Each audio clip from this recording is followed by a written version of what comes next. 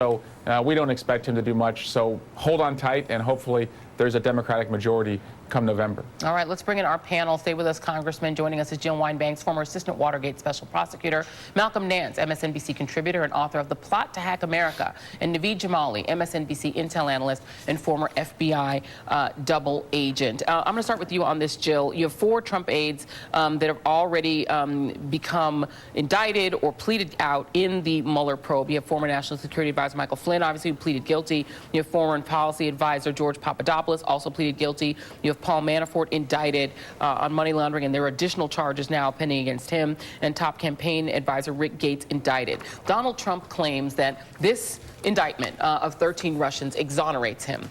What is your response to that? I would say let's look at what this indictment does not do, and also point out that there was one American also indicted. So it's the 13 Russians, but there was the one American who pled guilty and is cooperating with them. And I would also say there is someone else cooperating, because the detail of the new indictment shows that.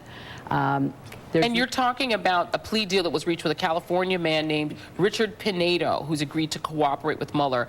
Just in the notes here, he committed identity fraud as part of the ongoing Russian probe. The charges state that he sold bank account numbers using the stolen identities of U.S. citizens or to people or entities outside the United States, meaning that he was selling bank accounts so that these Russian operatives could obtain PayPal accounts, et cetera, in order to fund their operation. Right, and he is cooperating. But I'm also suggesting that the underlying indictment also shows that there is someone else, because the kind of details that are set forth in the story that this indictment tells. And even Donald Trump had to admit, sort of subtly, but he did say yesterday that the Russians did this. So that's number one. But in terms of your original question, this indictment does not show anything about no collusion. That could come in the next indictment.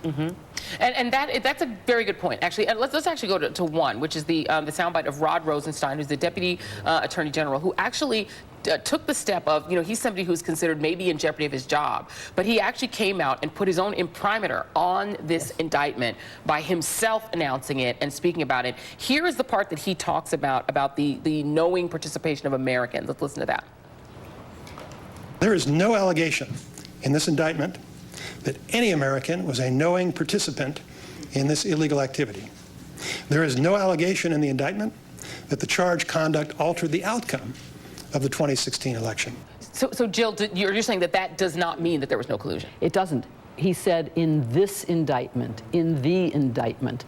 So let's stress those 2 words, because this indictment is the first one. Right. We don't know what's coming next. This indictment is limited only to the social media problem. It doesn't even deal with the hacking of the DNC or of Podesta. It only is the social media and how they set out to create derogatory information about Hillary and praise Donald Trump. They created rallies. They hired people who were not knowingly participating. They thought they were dealing with Americans. They didn't know they were Russians.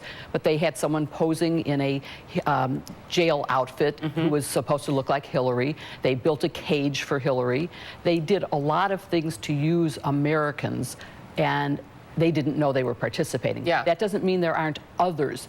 Ari Melber used a great example yesterday. When Manafort gets indicted, it doesn't mean that Flynn isn't going to be indicted. It just means that this indictment deals with Manafort. It's one thing at a time. So Malcolm, let's talk about that, because I wrote a lot of notes on this indictment, reading through 37 pages. There is the Texas-based grassroots organization that suggests to these Russians, who again maybe they thought were Americans, you should be targeting these purple states, and then they start using that kind of rhetoric. There are the 3 Russians involved. There's the Internet Research Agency, which is involved in this operation. There's something called Concord Management and Consulting and Catering, which I guess was used to launder the money. And there's a guy named Yevgeny Prigozhin, who's one of the 13, and he is Putin's chef, because his restaurants and catering businesses have hosted dinners for Putin. How do you tie this together? Is it plausible to you that this Texan, that these 3 campaign officials, campaign official 1, 2, and 3, had no idea they were dealing with a foreign intelligence service? It's possible. All right, the question is whether it's plausible. Yeah, it's plausible depending on how they presented themselves, whether they presented themselves as foreigners or Americans, or whether they were just saying, hey, we're doing internet stuff, or we're doing research. Can you give us some advice on that? Right. You know, the whole purpose of a covert operation, this was a covert operation. Yeah. These are intelligence subcontractors to the Russian FSB and SVR. So they knew what they were doing. They were set up with this specific purpose to do the strategic perception management mission against the entirety of the United States. As a matter of fact, two people at this table who are African American were victims of this particular agency, the Internet Research Agency. We had mimes and tweets sent out about us. Yep. So that being said, it would be very easy for them to come to the United States and to go and meet American citizens and tell them, hey, we're going to do certain things, and those Americans to be unwitting. If I could just make one quick point about this indictment on a broad scale. This is a hard concrete wall that he has set up to say this entire operation is a foreign covert intelligence operation, which is now a criminal enterprise. Right. Anyone from this point onward who is connected in any way, shape, or form to this, whether they know it or not, is now connected to a criminal enterprise. Right. And so, okay, Naveed, talk a little bit about how this works, because you, having dealt with the Russians in this way, how do they make the approach? Because this appears that they just pretended to be Americans. Is that typical?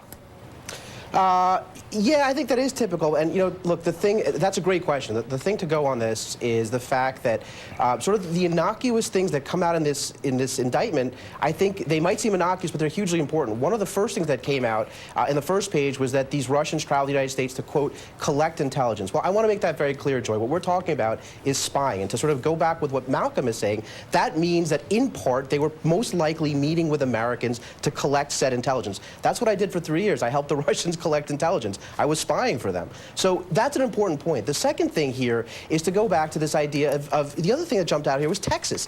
You know, if I dealt with the Russians are incredibly good at interrogation. They're incredibly good at manipulating and managing people, targeting people, having those conversations, figuring out a way to stay clandestine and covert. What they don't know is how our election process works. Looking at the sophistication that the Russians launched here, the fact of purple states for that matter, leads me to believe that there is no way that the Russians understood concepts without help of Americans. And I have to say, that brings me back to Texas. Look, Texas, we know there's a Russian consulate there. Russian consulates undoubtedly have Russian intelligence officers operate out of them.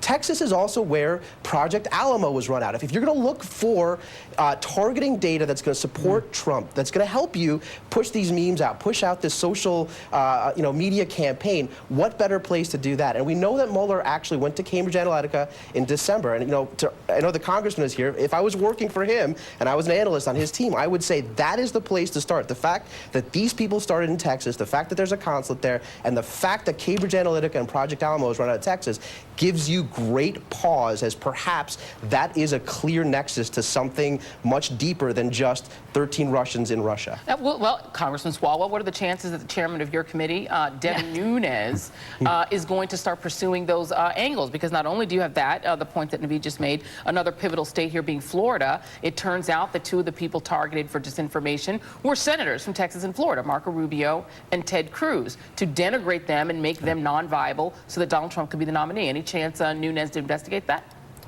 Same chances as Paul Ryan doing something, but it's the public sentiment that has kept our investigation going, as well as the hard work of our committee members and staff. But to Naveed's point, Cambridge Analytica actually did reach out to Julian Assange to try and get Hillary Clinton's deleted emails. And I think what was striking about what Rod Rosenstein said yesterday was it put the timeline into much better focus, because we know in April 2016, George Papadopoulos goes to London and receives information from the professor and also an outreach from foreign nationals saying that the Russians had dirt on Hillary Clinton. Then the candidate in the summer of 2016 invites the Russians to hack Hillary Clinton's emails, and then his family shows a willingness and eagerness to take meetings with the Russians to receive the emails. Don Jr. communicates with WikiLeaks to, again, have information on Hillary Clinton. So They gave the greenest of lights for the Russians to do this, showed no objection to it, and I think that's what Bob Mueller and his team are looking at now is,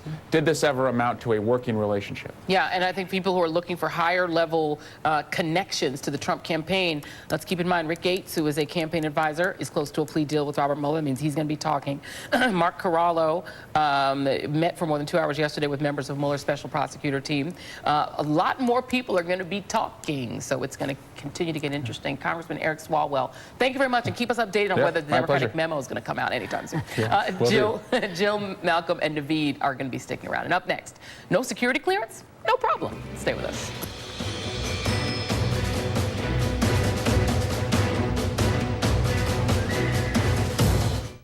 Our Father, which art in heaven. The words of the Bible are a guiding light for the faithful. Now, the spoken word of God can be heard anytime. And God's